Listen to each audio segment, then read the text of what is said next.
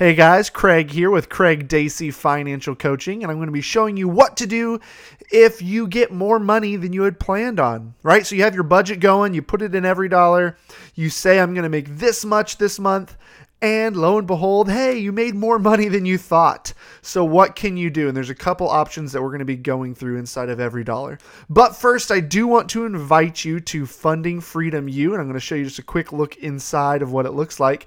This is our online platform full of courses, coaching calls, downloadable resources, and a community of people that you can connect with who are on the same financial journey as you. Our goal is to take you from a place of surviving with your finances to thriving with your finances. So if you're interested in joining, if you're interested in trying it out, click on the link in the description below, fundingfreedomu.com, and use the code GUEST at checkout to get your first month for only $7.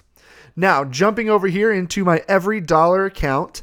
So here's October. So we're going to say October's set up, and I'm predicting that I'm going to make $12.50 per paycheck. And so let's just say paycheck on the 15th comes in and I made $1,500, right? I got an extra $250. Sweet.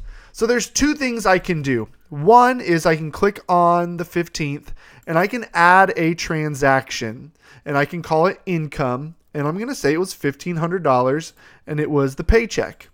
So if I track my income, what that's going to do is it's going to update the received side to show $1,500, but my planned side doesn't change, which means the rest of my budget doesn't change.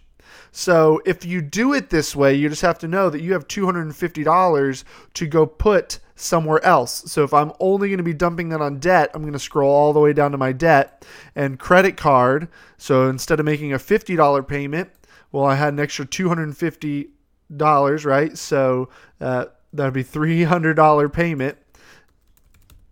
And if I do it as an expense, I track it. So I have made a payment of $300.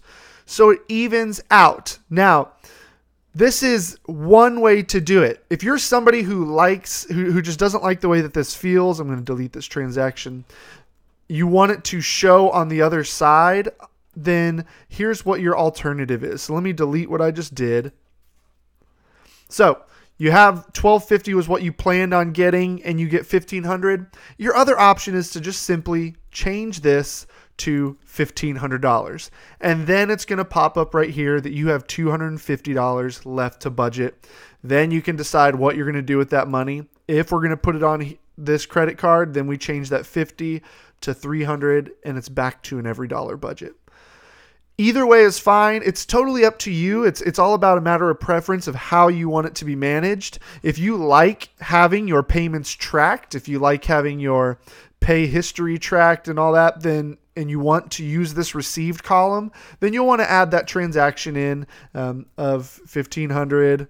And you're going to want to track it, and it's going to show up here. But the only way to get something showing up in the received column is to add it in like this. Now, it's different with EveryDollar Plus. If you have EveryDollar Plus, well, then when you have income coming in, it's automatically going to update like that. So you'll have to be careful of that. But if you're on the free version like I am, you can just totally bypass the received column and just work in the planned column. I know it's kind of wishy-washy, totally up to you. If you have a question or are confused by this, drop a comment in the comments box below. I'm happy to help in any way I can. All right, guys, hopefully this helped. Take care.